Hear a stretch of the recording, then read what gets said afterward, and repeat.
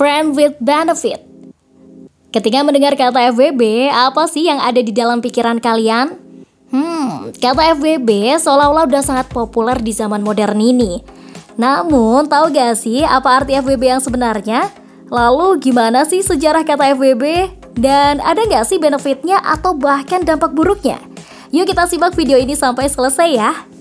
Friends with benefit atau seringkali disingkat dengan FWB ini sedang marak dibicarakan pada akhir-akhir ini nih. Sebenarnya istilah tersebut muncul seiring dengan hadirnya sebuah film besutan Will Clark pada 2011 lalu.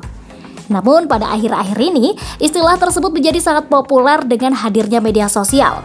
Interaksi di dunia maya menjadi sangat bebas nih.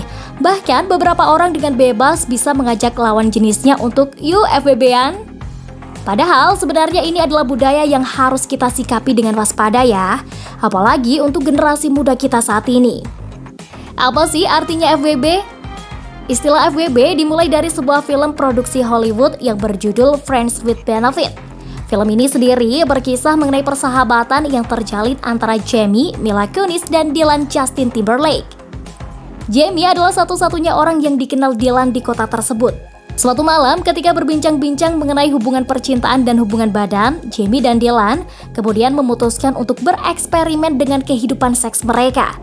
Mereka berdua setuju untuk saling berhubungan badan, namun tanpa keberadaan ikatan perasaan apapun antara mereka berdua.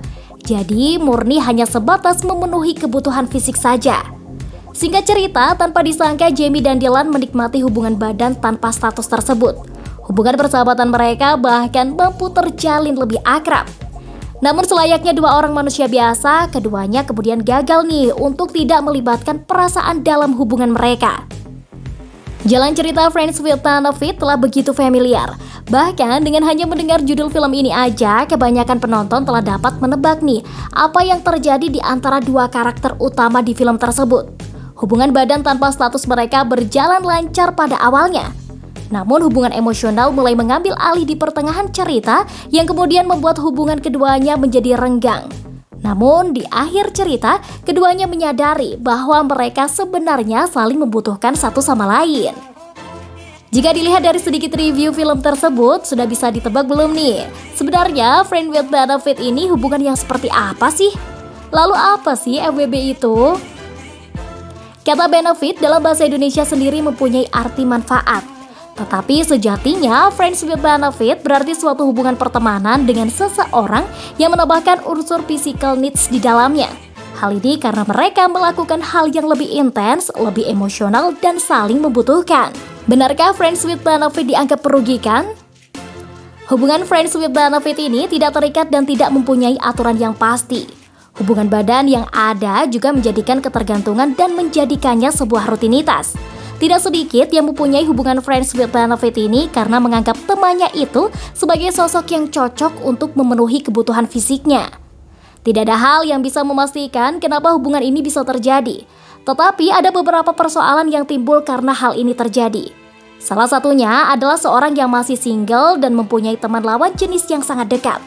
Hal ini membuat mereka saling membutuhkan satu sama lain dan terjebak di friends with benefit.